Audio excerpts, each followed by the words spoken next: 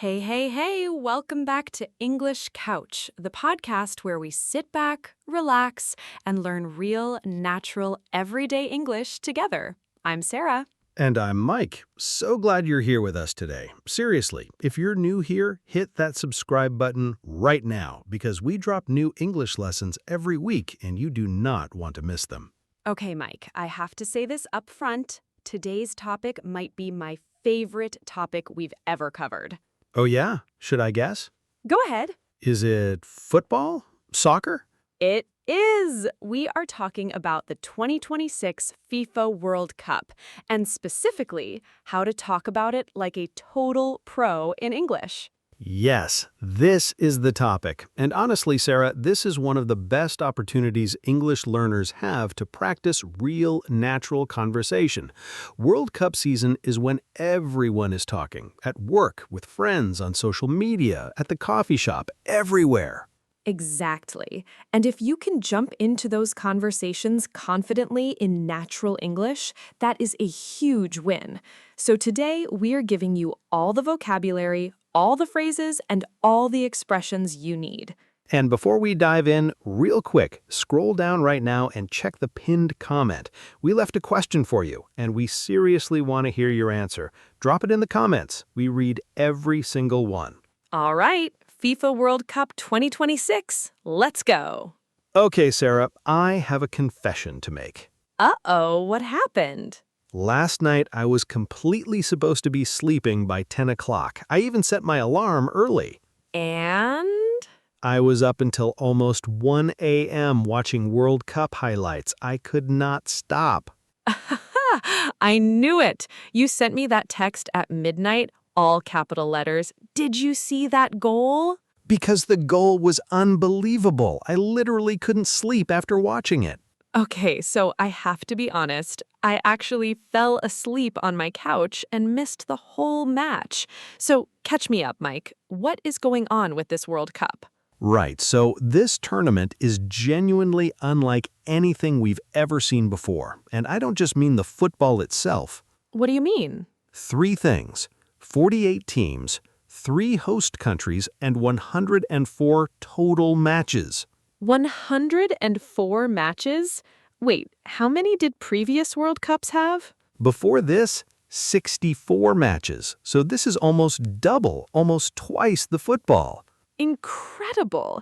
And the 3 host countries are the United States, Canada, and Mexico? Exactly. 3 countries, 1 massive tournament, 16 cities spread across all 3 nations. And the final, the biggest match, is being played at MetLife Stadium just outside New York City in New Jersey. It seats over 82,500 people. That is going to be something incredibly special. All right, before we get into phrases, let's help our listeners understand the tournament structure, because knowing how it works makes it so much easier to talk about. Great idea. So the 48 teams are divided into groups. Think of a group like a small pool.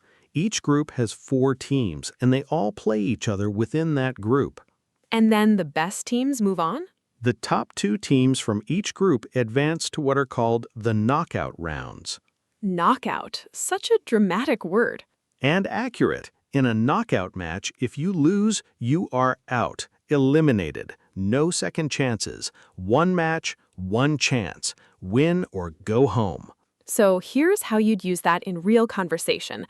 It was a knockout match. They had 1 chance to win or go home. Or they were knocked out in the quarterfinals. Perfect. And the stages after the group phase go like this: round of 32, round of 16, quarterfinals, semifinals, and then the final on July 19th in New York City. And the winning team receives $50 million in prize money, a World Cup record, the highest ever offered. Okay, that is absolutely something worth mentioning at work. Yes, and one last historical fact before we move on. Mexico becomes the first country ever to host 3 World Cups, 1970, 1986, and now 2026. And the Estadio Azteca in Mexico City becomes the first stadium in history to host 3 World Cup tournaments. An incredible piece of football history. All right, phrases. This is what everyone is here for. How do you actually talk about the World Cup naturally in English? Let's start from the very beginning. The most common World Cup question, and you will hear this constantly throughout the tournament, is who are you supporting? Or which team are you rooting for? Let's focus on rooting for. This is very common in American English. It means you are cheering for that team, supporting them, wanting them to win. Like, I'm rooting for Brazil. They always play such beautiful football. Or, honestly, I'm backing the underdogs this year. Underdogs. Love that word. The underdogs are the teams nobody expects to win. They might have less experience, less history, but sometimes they completely surprise everyone. Like Morocco at the 2022 World Cup. No one expected them to go far, and they made it all the way to the semi-finals. And if someone asks you directly who you support, some great natural responses, my money is on France this year, or I'm going with Argentina to defend their title. Defend their title. That's an important phrase. Argentina won the last World Cup, so now they are the defending champions, trying to win again, hold on to what they already have. And one more, dark horse. This is different from underdog. A dark horse is a team that people are underestimating, but who might genuinely go far. Japan could be the dark horses this year. They might surprise everyone. And on the opposite end, the favorites, the teams most people expect to win. Brazil are always among the favorites, always expected to perform well, always under pressure to deliver. Now, talking about matches. This is the conversation you will have every single morning during the tournament. Someone walks in and says, Did you watch the match last night? Or did you catch the game? and you have several options depending on how your night went. If you watched the whole thing, Yes, I watched the whole match. It was incredible. maybe you only had a few minutes, I only caught the highlights this morning. or the honest answer, I missed it. What happened? Tell me everything. Now, when you describe the match, go beyond just good or bad. Here are your options. If it was very close, it was such a tight match. Or it was really competitive. Either team could have won. If one team was much better, they completely dominated the game from start to finish. Dominated means they were in control the whole time. And the best word for an exciting match? It was an absolute thriller. Thriller is one of my favorite English words for sport. It means the match was full of drama, full of tension, full of excitement. You couldn't look away. The match was a complete thriller. I was on the edge of my seat the whole time.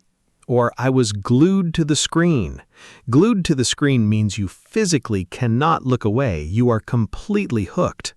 I was glued to the screen for the entire 90 minutes. Now, extra time and penalties. 2 huge World Cup phrases. If the match is tied after 90 minutes, it goes to extra time. 30 more minutes are played. And if both teams are still tied after that, It goes to penalties. Each team takes turns shooting from the penalty spot. Nerve-wracking. nerve-wracking is the perfect word for it. It means extremely stressful. It makes you anxious, tense, almost scared. Your nerves are completely on edge. The penalty shootout was absolutely nerve-wracking. I could not watch. Every football fan says this, and then watches every single penalty anyway. Every single time. Let's talk about players, because players are always a massive part of World Cup conversations. If someone had an amazing game, he played an outstanding match. Outstanding means excellent, far above the average level. Or she was the standout player of the tournament, the most impressive, the most memorable. And for incredible goals, he scored a stunning goal. Stunning means so impressive it actually surprises you. It takes your breath away. It was a stunning strike. The goalkeeper had no chance. And one more player phrase. She set up the goal. To set up means you created the opportunity. You made the pass or the assist that led directly to the goal. He set up 3 goals in one match. That would be an extraordinary performance. And the universal phrase after a great goal in any language? What a goal! Simple, powerful, natural. Or what an unbelievable finish. Or he made it look so easy. Said when someone does something incredibly difficult and it looks completely effortless. Now let's talk about emotion, because the World Cup brings out absolutely every emotion imaginable. Joy, heartbreak, shock, disbelief, pure excitement, all of it. For excitement and anticipation, I cannot wait for the final. Or, this tournament has been absolutely incredible. For disappointment, and there will be disappointment for most fans, I can't believe they lost. Or simply, it was heartbreaking. Heartbreaking is such a good word. It describes that feeling of real sadness when your team loses in a painful way. It was heartbreaking to watch them go out on penalties. And for surprise, when the result shocks you, I never saw that coming. Completely unexpected.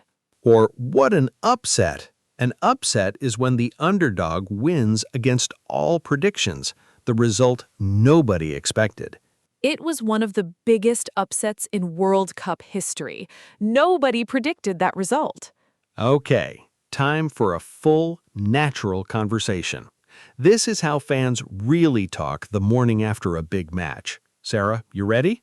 Ready. Let's show everyone what natural football conversation actually sounds like. Did you catch the match last night? I caught the second half. Oh my gosh, what an absolute thriller! That goal in the 87th minute, though?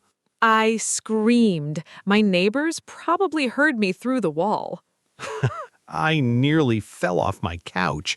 I genuinely never saw that coming. Nobody did. The underdogs completely outplayed the favorites in the second half. And that final strike? Stunning. The goalkeeper had zero chance. They defended so well the whole game, and then boom, one moment, and now they're through to the quarterfinals. Who would have thought it?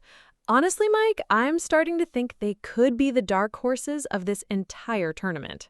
My money is on them to cause another upset in the quarters. They have absolutely nothing to lose. I still think France are the overall favorites, but this World Cup feels different. 48 teams means so many more chances for surprises. That's exactly it. More teams, more drama, more upsets. Are you watching tonight? Are you seriously asking me that? I will be completely glued to the screen. Same. It is going to be a thriller. Cannot wait. Did you catch all of those phrases? Used naturally, the way real fans actually talk every single day during the tournament. And now, every single one of those phrases belongs to you. The next time someone asks, "Did you watch the match?" you will not just say, "Yes, it was good." You will say it was an absolute thriller. The underdogs completely surprised everyone. And that goal? Stunning. I was glued to the screen. That is the difference between surviving a conversation and actually enjoying it. Let's do a quick recap of today's key phrases. Who are you rooting for? Asking about team support. It was a tight match, or it was an absolute thriller, describing the game. They were knocked out in the quarterfinals. Knocked out means eliminated. He scored a stunning goal, or she set up the goal, talking about players. My money is on Brazil, expressing a confident prediction. They could be the dark horses, a team people are underestimating. It was heartbreaking, or I was glued to the screen, expressing strong emotions. What an upset when the completely unexpected result happens. I never saw that coming, expressing pure surprise.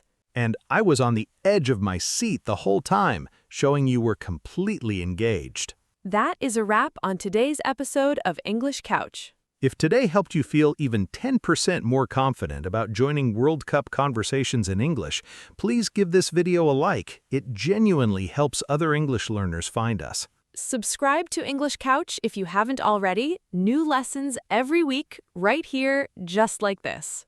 And before you go, head down to the pinned comment right now. We asked you something and we really want to hear your answer. See you in the next one. Until then, keep learning, keep practicing, and keep growing. Take care, everyone.